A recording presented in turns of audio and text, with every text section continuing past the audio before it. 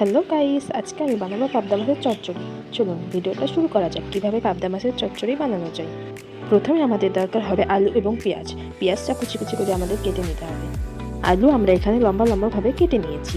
এর মধ্যে আমরা দিয়ে দিয়েছি দুটো পটল আমরা লম্বা লম্বাভাবে কেটে নিয়েছি। এরপর আমি দিয়ে দিচ্ছি কাঁচামরিচটা আমরা কেটে দিয়ে দিচ্ছি। এরপর আমরা দিয়ে দেবো হলুদ, পরিমাণ মতো হলুদ এবং লবণ দিয়ে দিচ্ছি। সব কিছু দেওয়া হয়ে গেলে আমরা ভালোভাবে হাত দিয়ে মেখে নেব। আমাদেরকে ভালোভাবে মেখে নিতে হবে। আপনারা আমার ভিডিও দেখে দেখে এইভাবে মেখে নেবেন। আমি ভিডিওতে যেভাবে দেখাচ্ছি সেইভাবে আপনারা মেখে নেবেন।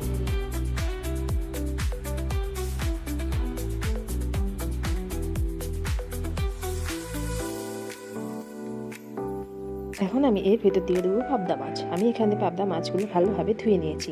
ধুয়ে নেওয়া হয়ে গেলে আমি এর ভেতর পাবদা মাছ দিয়ে আবারও ভালোভাবে মেখে নেব। মেখে নেওয়া হয়ে গেলে আমরা উপর থেকে ভালোভাবে সমান করে দেবো এবং এর ভিতরে আমরা পরিমাণ মতো পানি দিয়ে দিচ্ছি। সিদ্ধ হওয়ার জন্য আমাদেরকে পানি দিতে হবে। পরিমাণ মতো পানি দেওয়া হয়ে গেলে আমাদের রেডি হয়ে যাবে পাবদা মাছের চচ্চড়ি। এর ভিতরে আমি দিয়ে দেবো সামান্য তেলটা আপনারা যে যার স্বাদ মতো ব্যবহার করবেন। এরপর আমি চুলার ওপরে দিয়ে দিলাম। পানি যখন শুকে যাবে আমাদের রেডি হয়ে যাবে পাবদা মাছের চচ্চড়ি। এই তো আমাদের পাবদা মাছের চচ্চড়ি একদম রেডি। সো গাইস, দেখুন আমাদের পাবদা মাছের চচ্চড়ি কালারটা কত সুন্দর এসেছে। আজ এই পর্যন্তই, দেখা হবে আবার নতুন কোনো ভিডিওতে। সবাই ভালো থেকো, সুস্থ থেকো, আল্লাহ হাফেজ। এবং আমার ভিডিও লাইক, কমেন্ট, শেয়ার করতে ভুলবে না।